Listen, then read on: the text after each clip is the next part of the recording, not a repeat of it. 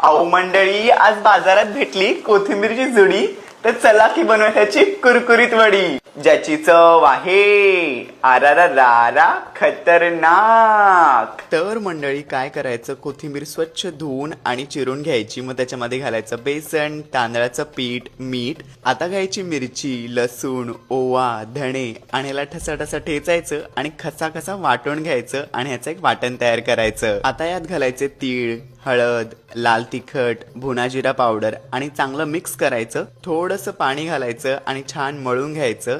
तेलाची धार सोडायची थोडी आणि पुन्हा एकदा एकजीव करून घ्यायचं आणि त्याला शेप द्यायचा. आता याला उकळून घेऊयात. त्यासाठी चाळणीला लावायचं तेल आणि आता याला 12 ते 15 मिनिटं मध्यम आचेवरती वाफवून घेऊयात आणि थंड करून याच्या वड्या पाडून घ्यायच्यात अशा आणि गरमागरम तेलामध्ये कुरकुरीत होईपर्यंत तळून घ्यायच्यात. एकदम कुरकुरीत होणार, 100% गॅरंटी देतो. तर चला मग, बसताय ना मंडळी?